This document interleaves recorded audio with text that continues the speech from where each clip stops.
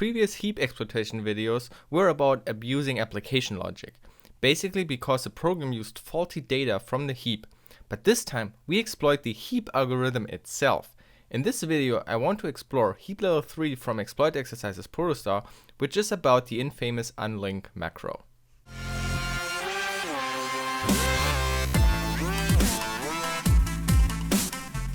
This video is based on the excellent Frag article Once Upon a Free.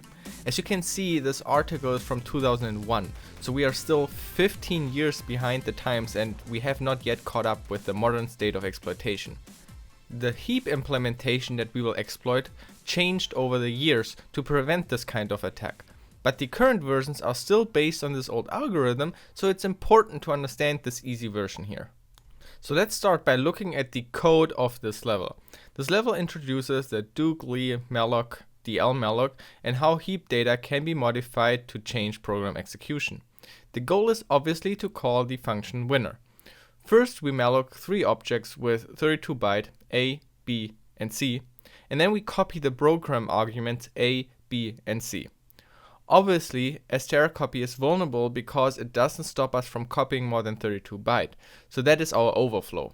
And then we free again the objects in reverse order, C, B, and A. And we have the printf at the end. So as you can see, there is no obvious application logic we could exploit. No use after free, no vulnerable pointer on the heap, but still it's possible to redirect code execution. And as the description says, this level is about corrupting heap metadata. So there's an issue with the heap algorithm, in this case in the free function, that we can use to redirect the execution to winner. Let's start by looking at the heap in GDB. To do this, let's add a couple of breakpoints. How about each library function? So break at malloc, string copy, free, and the printf, which is actually puts at the end. Let's quickly run it. Don't forget the 3 arguments and continue until you arrive at the first string copy. Then check the mapped memory for this process and look for the heap. So this shows us that our heap area is from 804C to 804D. And we can define a hook stop to always print like 56 words of this area when we hit a breakpoint. When we now rerun the program, we can see how the heap develops. Let's do it. Before we execute the first malloc, we don't have a heap yet. After the malloc, we can now see the first object on the heap. So remember how a heap chunk looks like? This is the size of the current chunk, which is hex 29. The last bit indicates if the previous chunk is in use. And because it's the special first chunk, there is no valid memory before that, thus it has the bit set indicating that this memory is not available, not free. This means the true size of the chunk is hex 28, which is 40 bytes, so malloc allocated a bit more than 32 bytes. That doesn't matter to us. After this chunk we have the wilderness, which is like the first chunk, a little bit special. But you can just imagine it as a huge free block still available for allocation, and that's its size.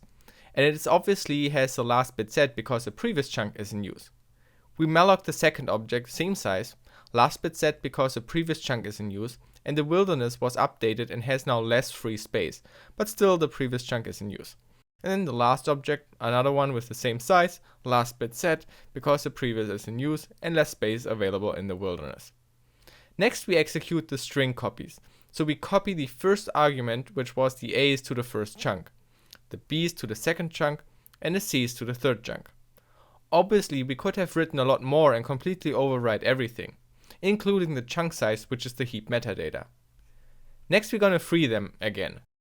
So the last chunk got freed, the C's got overwritten with 0, because these 2 words here have special meaning for a free block. So previously we had allocated blocks, now we have a block that is available again, free. Not much else changed. In fact, those chunks are very small and are considered Fastbins by malloc. They behave a little bit different, we will learn about that in a little bit later. But let's continue and free the next one, so we have 2 free blocks. This time our B's got overwritten with an address and it points to the other free block. So that's a special meaning of the overwritten word. They are pointers pointing to the next free block, a linked list. Okay, continue and free the next one, and we extend the linked list. The first free block points to the second one, and the second one points to the third one, which is the last block before the wilderness.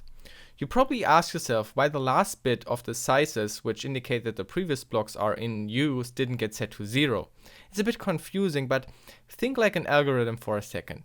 In this case, they are small fast bins and we want to be super fast handling them. And how we feed blocks in this reverse order, it just doesn't matter. It would be unnecessary waste of time to set that bit. Just imagine this pointer somewhere which always points to the first free chunk. When I now want to malloc something and look for free space, I can simply follow the linked list to find all the free chunks, and thus the information that a previous chunk is free is just irrelevant, right? But it would also look a little bit different if the chunk sizes were bigger. Then malloc and free would clean up a little bit more and use more heap metadata for housekeeping. But let's not get hung up on this. We will walk through part of the algorithm later and clear up some parts. So let's have a look in the code. When we look for the dlmalloc algorithm for this case, make sure you have version that is over 15 years old, otherwise you look at a patched version. Now before we start reading the code, think for a moment what we are looking for. We look for a primitive that allows us to perform an arbitrary write. That would allow us to overwrite an entry in the global offset table. One possible way how such code that can be abused for that looks like is following pointers that we control, right? If there is some kind of code what performs a write based on pointers on the heap and can overflow, we win. Let's keep that in mind when we look at the code.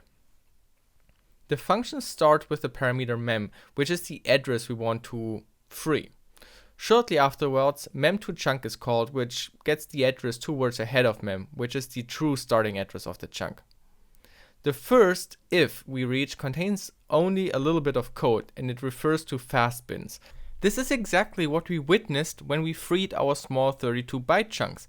It updated the first pointer, the FD pointer, which created the linked list. But otherwise not much happens, and thus it's not very interesting. So this means we really want to make sure that our size is greater than the maximum Fastbin chunk size, which is defined as 80. Our chunk sizes are 32, so we want to make sure that we overflow the size of this chunk we handle. If we head into the else if, we arrive at an interesting comment: consolidate other non-mmap chunks. If we check what is necessary to pass this test, we look at the chunk isMmap macro, which takes the size of p, which is the size of the current chunk, and check the isMmapped flag. Very similar to the pref in use bit, which is the last one, the isMmapped flag is the second last bit. So when we want to reach the code here, we have to make sure that the second last bit is not set. Then we get the address of the next chunk, which we can calculate based on the size of our current chunk. So with an overflow, the size is already something we can control. This means that here we have a first opportunity to fool free into thinking some other data is the next chunk. After that, we have a check if the previous chunk is in use. If the previous chunk would not be in use, which is defined by the lowest bit set to 0, we would follow the pref size, which we haven't introduced yet, but it's this word before our chunk size, and thus calculates the address of the previous chunk.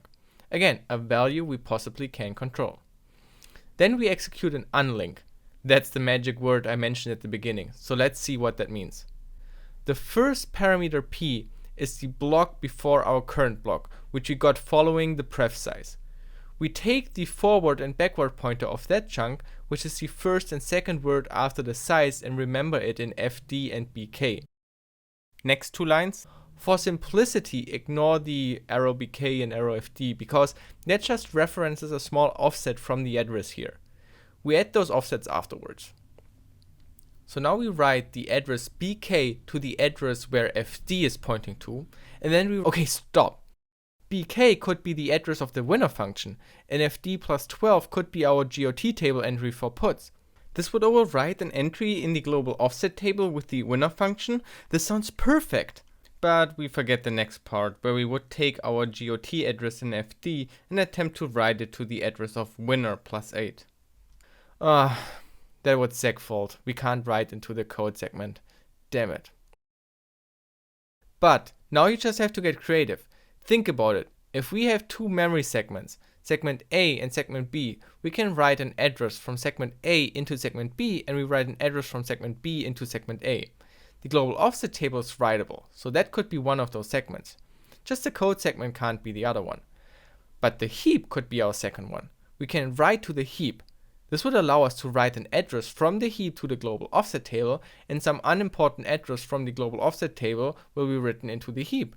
This means we can redirect code execution via the global offset table to shellcode that we place on the heap, and then the shellcode calls winner for us.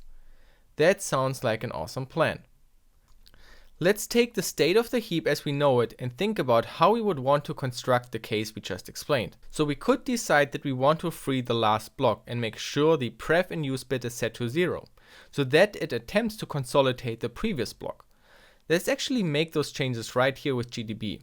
This way we can directly test it. Set the chunk size to more than 80 and have the pref in use bit set to 0, so why not 100? Now we want to set the pref size to point to the previous block we want to merge with. Let's make that a small block, so maybe hex 10. This means at minus hex 10 we have to create a fake chunk of that size. So set the size to hex 11 because we want to indicate that the chunk before this fake chunk would be in use. Great.